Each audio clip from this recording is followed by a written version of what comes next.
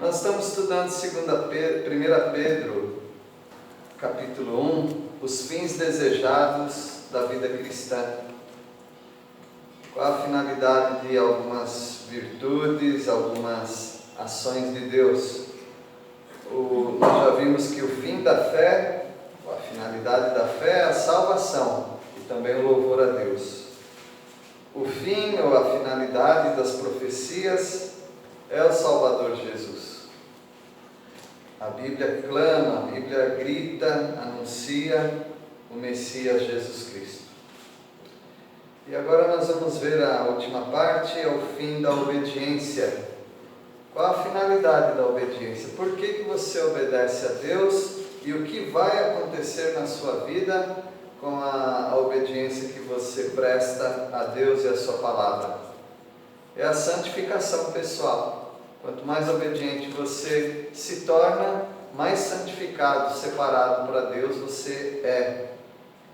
E talvez não vamos ver todos os versículos, mas vamos começar com o versículo 13. Então a finalidade da obediência é a santificação pessoal. Versículo 13. Val, pode ler? 1 Pedro 1, 13.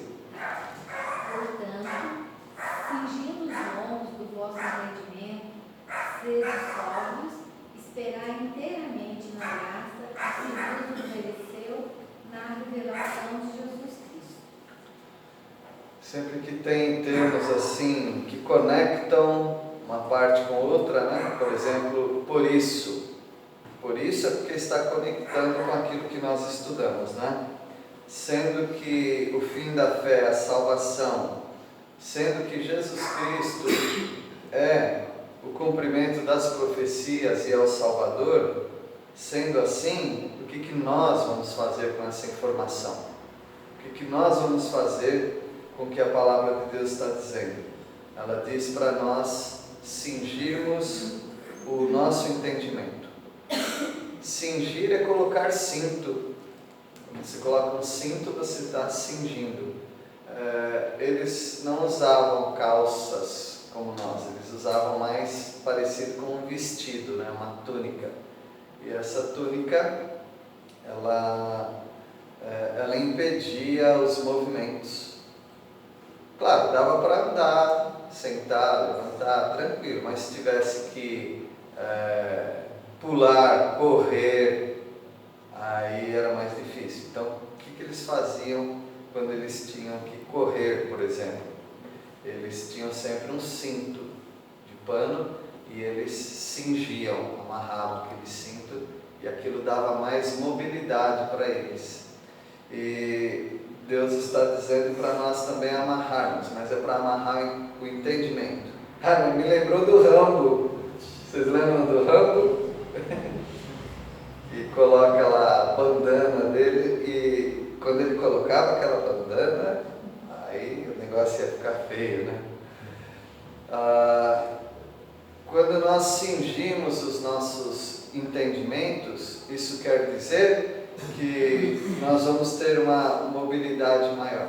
Talvez a nossa mente fica muito solta, mas agora o Senhor quer que a gente junte a nossa mente aqui e a gente amarre a nossa mente.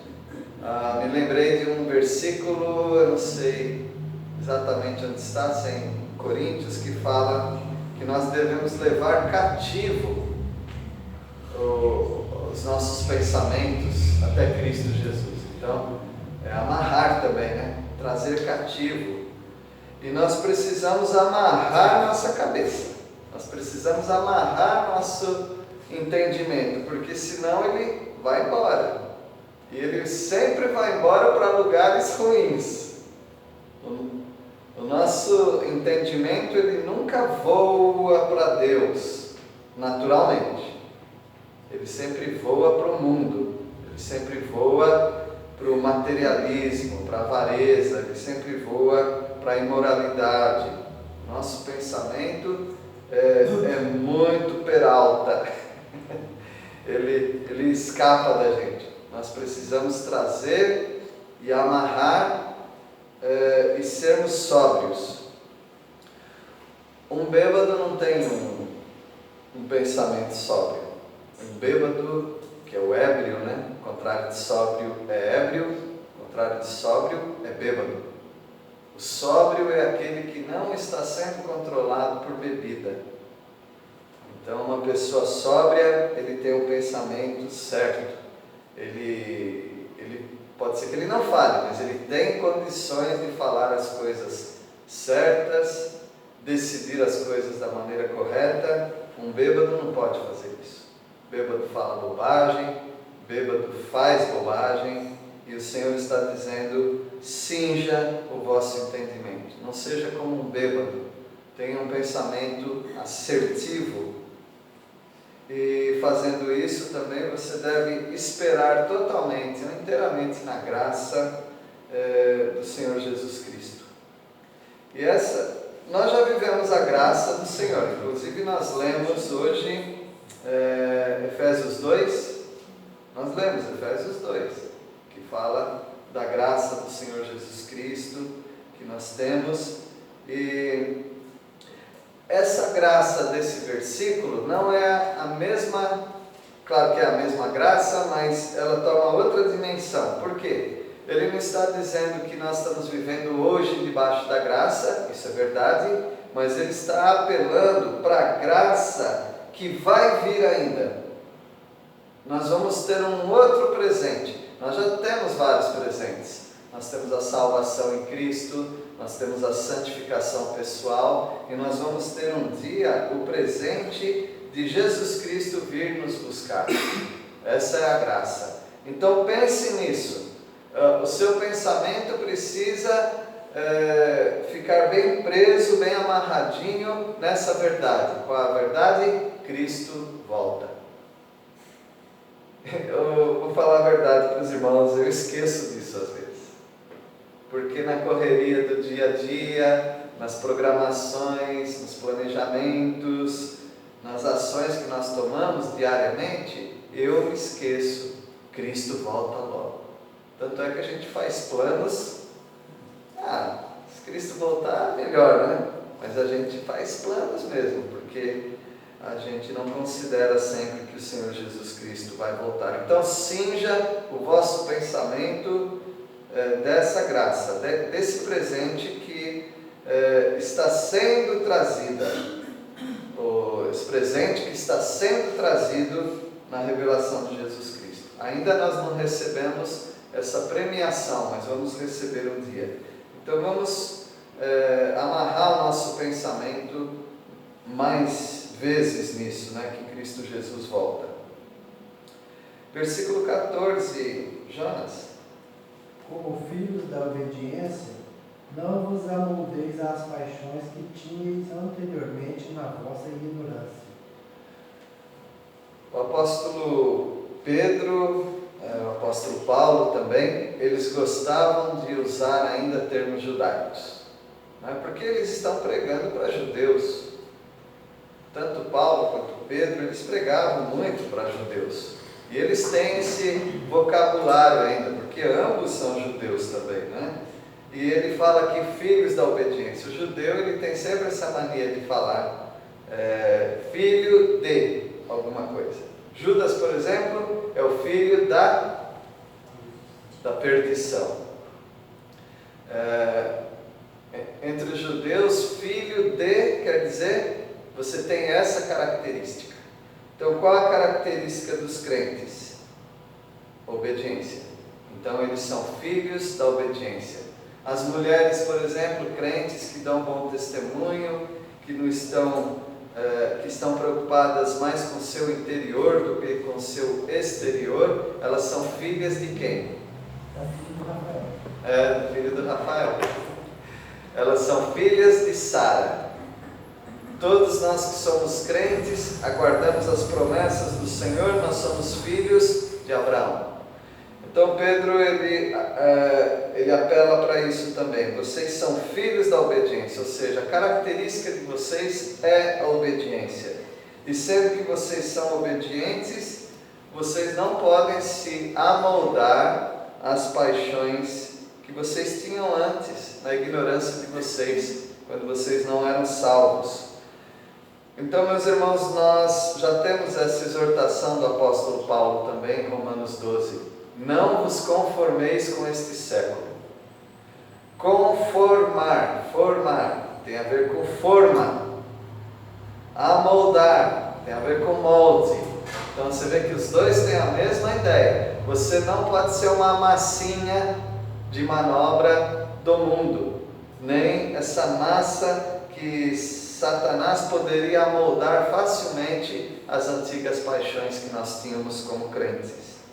Então sejam sóbrios, amarrem os seus pensamentos, pensem na volta de Cristo, não tomem a forma do mundo, o molde do mundo. Versículo 15, o Neto pode ler?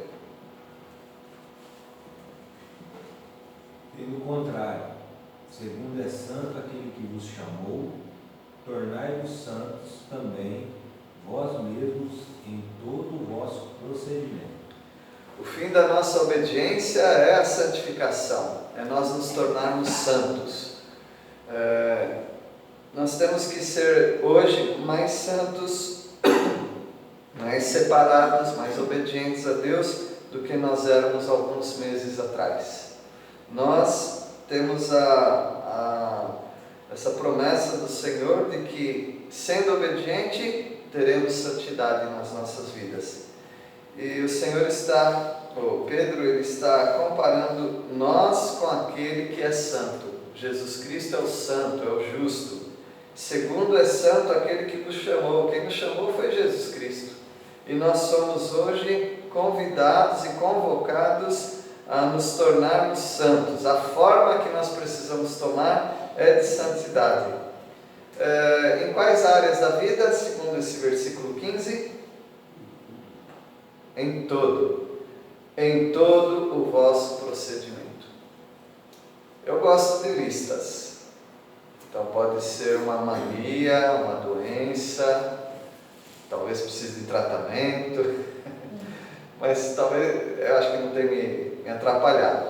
No meu caso, tem me ajudado.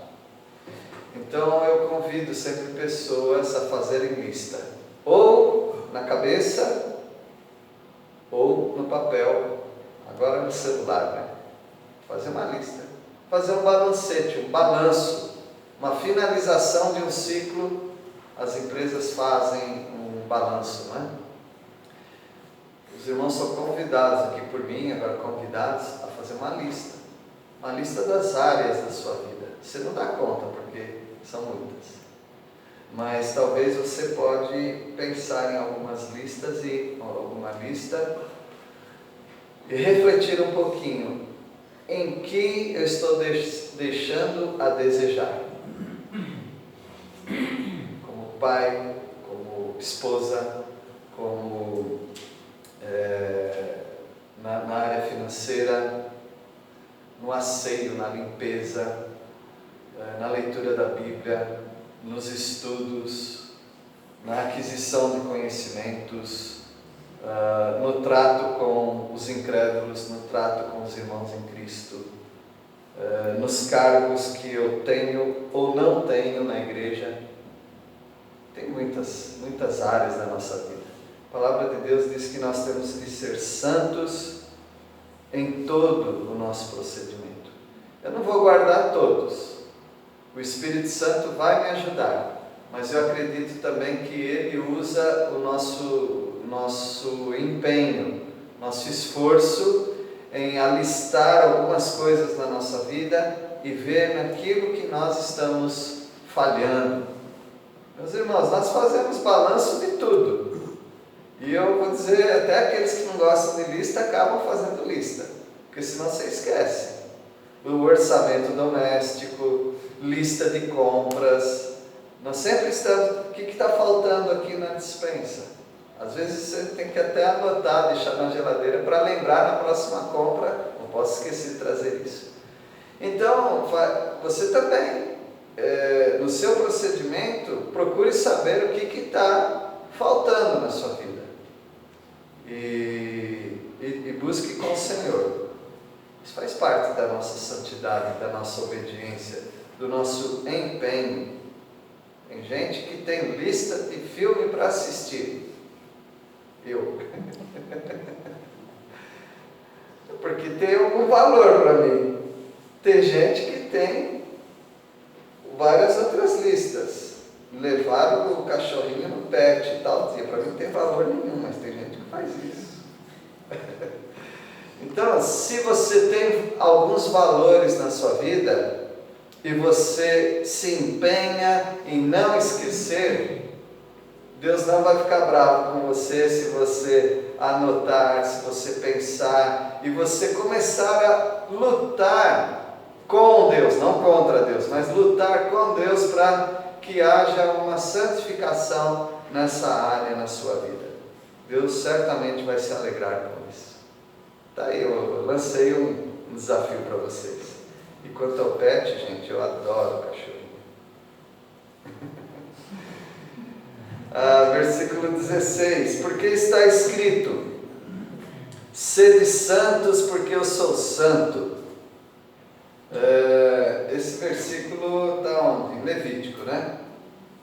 Levítico é um livro, para muitos é chato de ler, é um livro cansativo, mas é um livro que fala de santidade. Tudo que tem ali mostra como Deus é santo e não quer impureza. Assim como os crentes do passado, debaixo do regime da lei, eles tinham que ser santos, Pedro, ele pega, nós não estamos mais no regime da lei, mas ele fala hoje, nós temos que ser santos também. Nós não estamos isentos da santidade. É muito fácil falar que nós não estamos mais debaixo da lei e ficar por isso mesmo. Dá uma impressão de libertinagem. Não, nós não estamos debaixo da lei, mas não mudou essa questão de ser santo. Deus quer ainda que sejamos santos. Versículo 17, Priscila.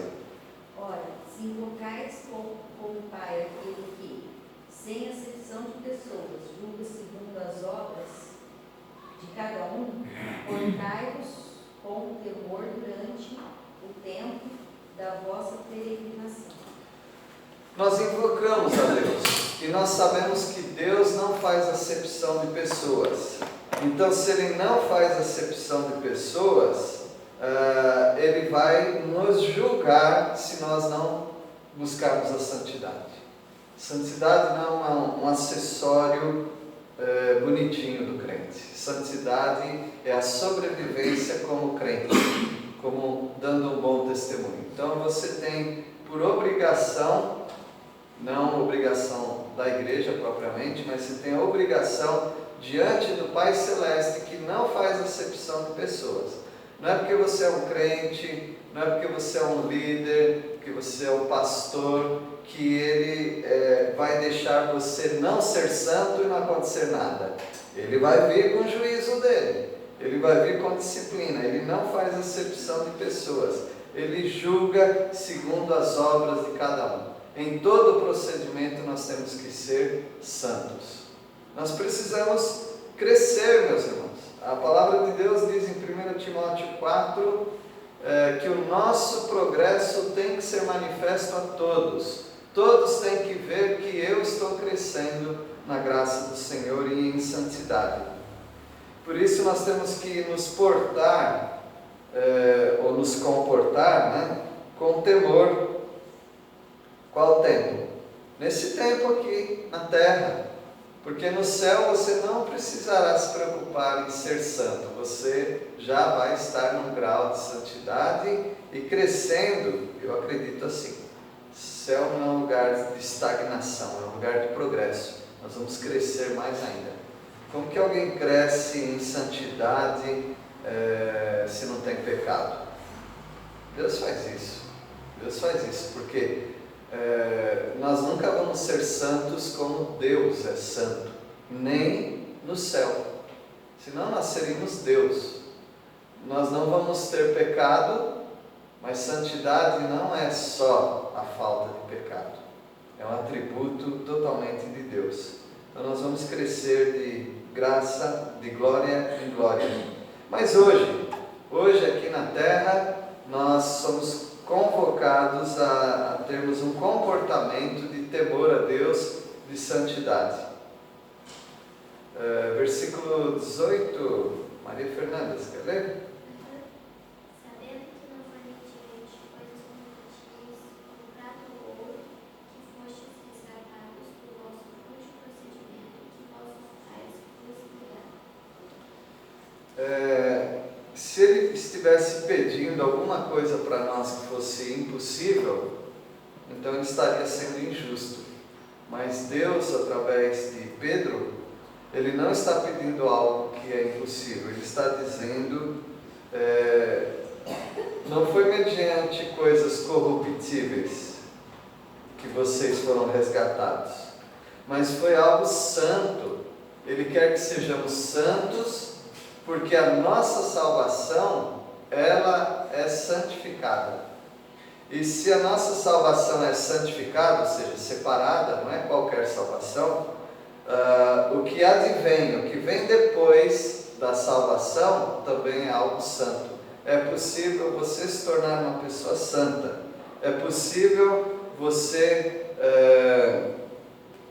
sair de um estado de preguiça para ser um trabalhador, de boca suja para uma pessoa que fala em edificação, de alguém indiferente para com os incrédulos para alguém que testemunha aos incrédulos. Então, de todas as coisas que são corruptíveis, nós podemos nos livrar delas e nós podemos ter um procedimento diferente do que os nossos pais nos deram. Nós nascemos em pecado, nós herdamos isso dos nossos pais, mas hoje nós temos o convite do Senhor para nós termos uma vida santa. Versículo 19, João. Mas com o sangue precioso de Cristo, o Cordeiro de Deus, sem pecado nem mancha. O sangue de Cristo, ele não é corruptível, ele não é como prata e ouro, ele é precioso e ele é como de um cordeiro sem defeito. O cordeiro que servia para o sacrifício, ele foi o sacrifício perfeito. E através do sangue de Cristo, quando a gente fala o sangue de Cristo, quer dizer através da morte de Cristo. Nós morremos com Cristo Jesus. Através disso, nós podemos ser santos. É o mesmo poder da ressurreição, é o poder que te dá a santidade. Versículo 20, quem é Jesus? Pode ler, Rafa? Conhecido com efeito antes da fundação do mundo, porém manifestado no fim dos tempos, por amor de vós. Então esse é o Senhor Jesus. Ele é conhecido antes da fundação do mundo. Ele é o próprio Deus. E sendo assim, a nossa santificação, ela vem do céu. Ela não é daqui da terra, não é um pensamento positivo, não é um treino nas habilidades de ser uma pessoa melhor. Vem totalmente do céu a nossa santificação. No versículo 21 agora, Tânia, pode ler? E por meio dele tendes fé em Deus, o qual ressuscitou dentre os mortos e lhe deu glória, de sorte que a vossa fé e esperança estejam em Deus. Esse mesmo poder que tirou o Senhor Jesus da cova, esse é o poder que nos dá fé, esperança e o nosso assunto aqui, santificação. E você não tem desculpa nenhuma. Se você falasse assim, eu não consigo, é o mesmo que dizer Cristo não ressuscitou. Cristo ressuscitou, então você consegue. Por quê? Porque você morreu com Cristo, foi sepultado com Cristo e ressuscitou com Cristo. Então você pode ser obediente, pode ter uma vida de santificação, de fé e esperança. Em qual grau? Essa é uma pergunta difícil. Isso nós nunca vamos saber qual o grau que nós estamos. Numa escala de 0 a 1 milhão, aonde que eu estou nessa santificação que Deus tem para mim aqui na terra? Eu não sei, só Deus sabe. Mas não se preocupe com números, não se preocupe com intensidade, com ranking, né? Não se preocupe com isso. Preocupe-se em ser obediente e buscar a santificação. E sempre desenvolvendo. Não tem limite, você nunca vai atingir mesmo. Mas você vai progredindo no conhecimento, na fé, na esperança, na obediência, na santificação. Versículo 22, João Mendes. Tendo purificado a vossa alma pela vossa obediência à verdade, tendo em vista o amor fraternal, não fingido, amar o outro de coração, uns aos outros, ardentemente. Então, é como se a gente já fosse santo, né? Calma lá, Pedro, eu ainda não atingi essa santidade não, estou progredindo para isso, mas ele fala como se já tivesse acontecido numa escala em que dá para eu praticar isso que ele vem falando agora. Tendo purificado a vossa alma. Como é que purifica a alma? Obediência. Você é obediente, você se torna santo. Você se tornando santo, você obedece. E aí você vai crescendo, crescendo. E nesse ponto de obediência e santificação da vossa alma, pela obediência à verdade, à palavra de Deus, o que você tem que fazer agora? Aí começa o termômetro da minha santificação. Esse aqui que é difícil, irmãos, que eu acho. Quando eu começo a conjecturar que eu estou santificado, esse é um termo muito abstrato, né? Estou crescendo em santificação. Tá bom, mas o que está acontecendo na prática? Aqui ele começa a falar algumas coisas práticas. E quando ele fala as coisas práticas, eu penso, olha, falta eu crescer mais ainda.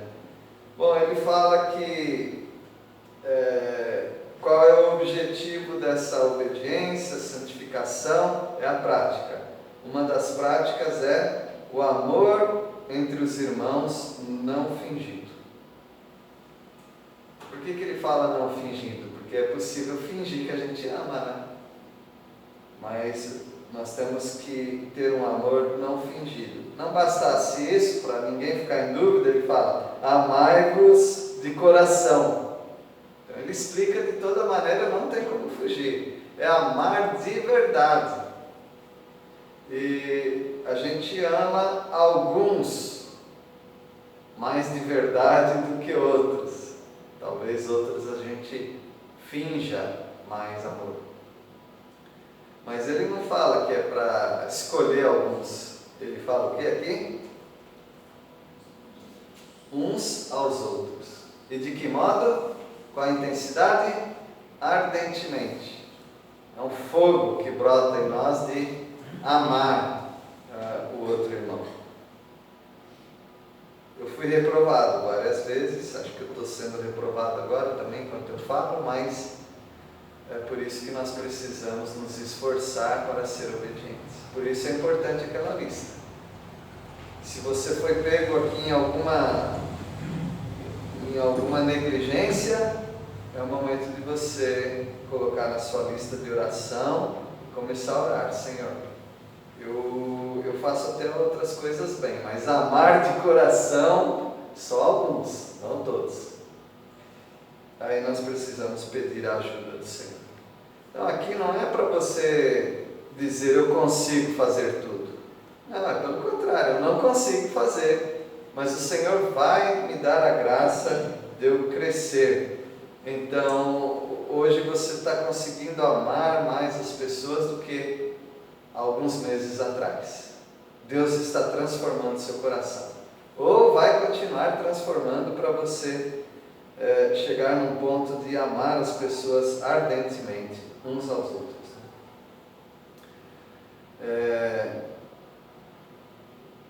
Isso é importante falar. Você tem uma responsabilidade de amar as pessoas. Quanto as pessoas te amarem, isso não é sua responsabilidade, é responsabilidade delas. Por isso que é uns aos outros. Quanto ao um, é você. Os outros são eles. Então você não tem responsabilidade quanto a isso. Faça a parte que Deus está mandando você fazer. Amar os irmãos de modo não fingido, de coração. Versículo 23, Pastor João. Vocês foram regenerados não de uma semente perecível, mas imperecível, por meio da palavra de Deus, viva e permanente. Na sua tradução, na sua versão, faltou o conectivo, que conecta o versículo 22 com 23. Como é que começa a sua? Vocês foram. Vocês foram. Começa assim. Começa assim. Nas outras, em outras versões tem, né? Algo que conecta. Qual é a palavra? Pois. Então, se vocês têm a alma purificada, se vocês estão sendo obedientes à verdade, aí o que vocês têm que fazer? Amar os irmãos de coração, ardentemente, não de modo fingido, pois, ou seja, por quê? Por que vocês fazem isso? Porque vocês foram regenerados, não de uma semente corruptível, mas incorruptível. E essa semente foi plantada no seu coração através do quê? Da palavra de Deus. A palavra de Deus é viva eternamente. Então, se essa obediência, santificação, esse procedimento correto de amor não está acontecendo, é porque não está sendo brotado em nós a palavra de Deus. Ela foi semeada, mas há uma diferença entre semeadura e frutificação, não tem? A palavra de Deus já foi semeada no nosso coração. Resta saber se ela está brotando, se ela está frutificando. E a palavra de Deus é viva, é permanente. Se ela está no nosso coração, pode ter certeza que ela tem potencial para frutificar. Se uma pessoa é crente e não está andando como um crente, pode ter certeza, é uma questão de tempo. Se ela quiser mudar, começa a frutificar nela, porque é a palavra de Deus que frutifica dentro dos crentes. Já do incrédulo não dá, porque não foi semeado a palavra de Deus no coração dele, não está lá dentro essa semente. Aí tem mais um conectivo aí, ou pois de novo, né? Sendo que é assim que a palavra de Deus está no nosso coração, para onde você tentar fugir não tem como, você já está com essa responsabilidade de ser um bom crente, pois a palavra de Deus é permanente. E aí versículo 24, Rafa, pode ler? Pois toda a carne é como a erva, e toda a sua glória como a flor da erva. Seca-se a erva e cai a sua flor. Aqui ele faz um contraste, né? Entre nós e a palavra de Deus. Como é a palavra de Deus? Ela é permanente, mas a nossa carne não. Então nós secamos, nós vamos embora, nós não temos essa continuidade que a palavra de Deus tem aqui na terra, né? Mas a palavra de Deus, ela é diferente. Versículo 25, Joãozinho, que ele está com tosse, né? A palavra do Senhor, porém, permanece eternamente. Ora, esta é a palavra que vos foi evangelizada. A palavra do Senhor, ela permanece eternamente, para sempre a palavra de Deus. Uma vez alguém falou assim, eu acho que de modo descuidado, ele falou que no céu não vai ter Bíblia. Quer dizer, como crente eu vivi pela Bíblia aqui. Chega lá não vai ter Bíblia? Mas eu sei que a pessoa não queria dizer exatamente isso.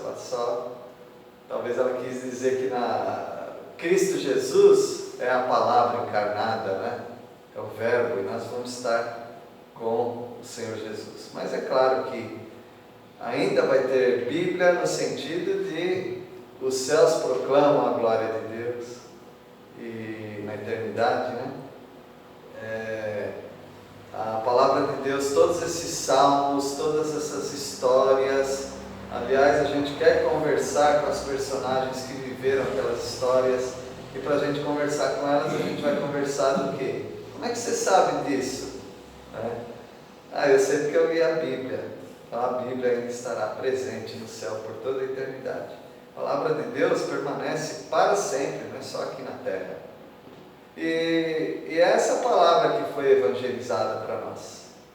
Ele fecha essa sessão quase que dizendo para nós: olha, vocês não têm desculpa, vocês precisam ser obedientes, buscar a santificação em todo o procedimento, amar os irmãos verdadeiramente, ardentemente, sem fingimento, porque a palavra de Deus está em vocês, e foi a mesma palavra que foi evangelizada, com o mesmo poder.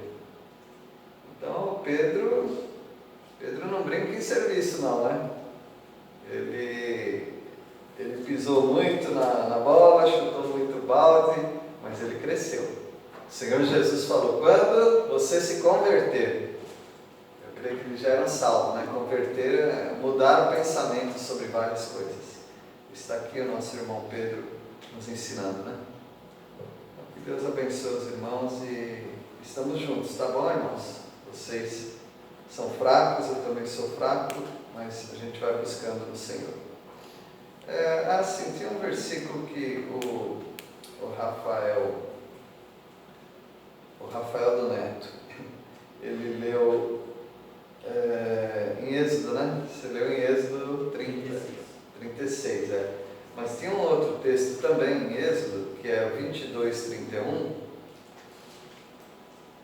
que tem essa ênfase também de consagração. Alguém pode ler Êxodo 22:31? Deus queria homens consagrados.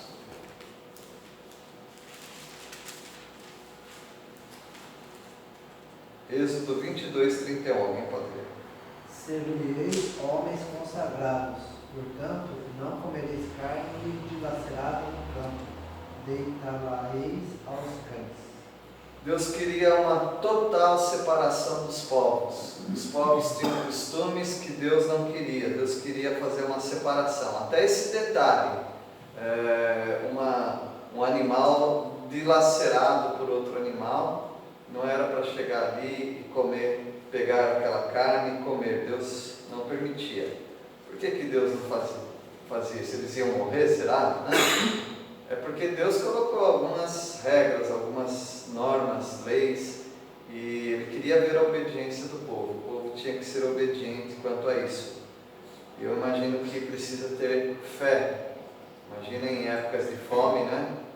Encontra um bicho recém-morto pelo outro, e tinha essa lei, né? Que não pode, tem que crer que o Senhor ia dar para eles. Então hoje nós temos outras prioridades. Nós temos também que ter uma consagração de vida total.